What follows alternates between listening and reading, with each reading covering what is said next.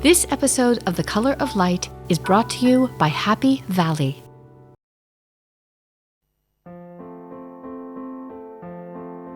Artist Joseph Solman saw his star rise in the early part of the century, but then dim, darkened by arguable trends. His friends would become the super elites of the art world, while he quietly, sometimes angrily, continued to paint the mysteries of the material world. Ultimately, eminence found him, and sometimes it found him in the backyard of his summer cottage on Cape Ann. In 1934, the 25-year-old painter had his first one-person show in New York. Much of this 1930s work was inspired by the moody palette, flattened spaces, and loose brushwork of European Expressionism. A critic at the time wrote, "Solman's color has an astonishingly rich quality that burns outward beneath the surface."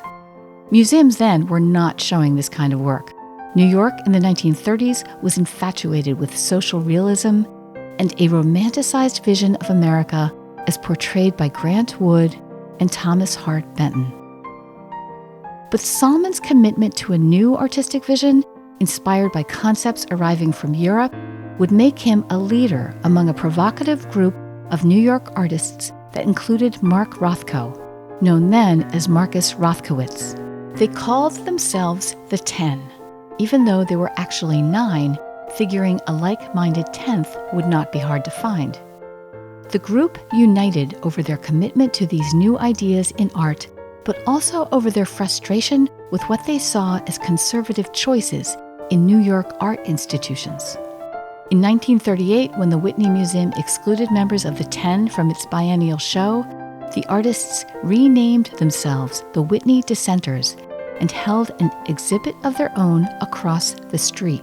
Although the group considered Solman a leader, the alliance would not last. The next artistic movement of the century would part Joseph Solman from his colleagues. Solman's son, Paul Solman, now a PBS NewsHour business and economics correspondent, talks about this time. So that takes you up to a period where he's starting to get some recognition. The shows were all reviewed and is becoming sort of more popular through the 1940s. But that's the point at which, in my father's terms, and he was certainly somewhat bitter about it, when American art went abstract. And he thought that in the case of a number of people, not Rothko, but that a number of the guys who became really famous, Barnett Newman, for example, is one, Robert Motherwell is another, he thought it was a cynical effort playing to an audience of wealthy Americans. Henry Luce, the guy who ran Time Life and created Time magazine, who were trying to make a statement about the individuality of America versus the collectivism of the Soviet Union. We're now talking the Cold War, right? So abstract expressionism was American individualism. And there's plenty of evidence that the CIA sponsored shows in Europe of American art, which was abstract expressionism first and foremost. Life magazine made a big deal out of this group called the Irascibles that had Rothko in it, and Jackson Pollock and others. And so in that sense, my father was kind of left behind. So given his spirit for drawing and painting, Solman could not easily abandon the material world.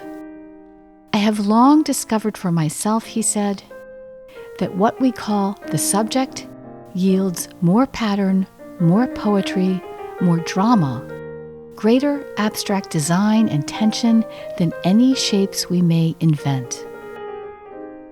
Through the remaining century, realism and abstraction would remain a dance for Solman and for the greater art world. Michael Kimmelman, writing for the New York Times, said the luminosity in Solman's paintings might well have been the inspiration in friend Mark Rothko's mystical abstraction. Kimmelman also remarked that Solman's paintings of New York skyscrapers are borderline abstraction.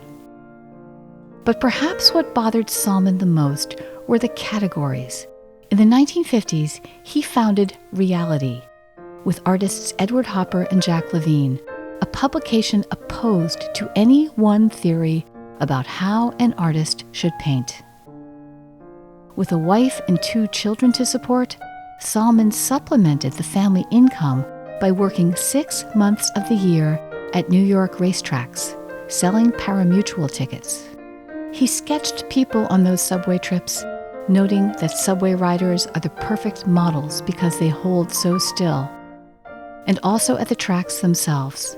Describing these portraits, Look magazine called Solman the pari-mutuel Picasso.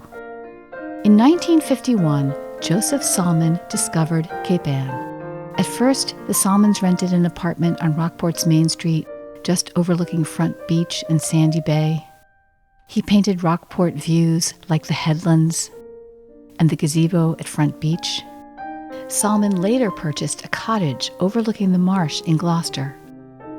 On the small screened-in porch there, he discovered monotypes, which Paul Solman said changed his father's work permanently.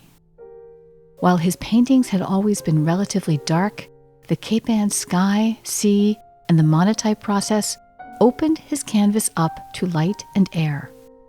Solman's commitment to the material subject ultimately earned him wall space in museums across the country, from the Hirshhorn to, yes, the Whitney. Joseph Solman died in 2008 at 99 years old, after a day of sketching, gallery visiting, an ice cream cone, and scotch at night. Here is an excerpt showing Solman producing monotypes on that Gloucester porch from a tribute Paul Solman produced for the PBS NewsHour. Finally tonight, the approach of Father's Day triggered this appreciation from correspondent Paul Solman. I'm Joe Solman. I've turned 80, which staggered me a bit. At 79, I never minded bragging about my age. 80 was a solar plexus hit.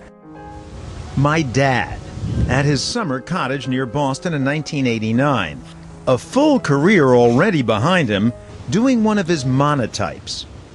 So it's a delightful way of concentrating on small paintings with a great variety of subject matter. Who knew Joe Solman had 19 sweet years to go? Of his apparent immortality, he'd say it was kind of crazy. The secret? Scotch at night, he'd say, and half a grapefruit in the morning.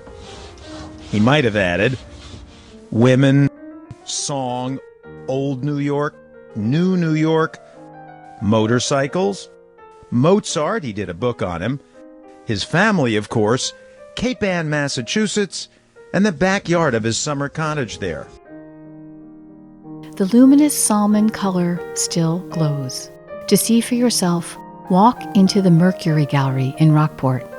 The gallery was opened in 1994 with a focus on the work of that original expressionist group, the Ten. Solman's paintings are there.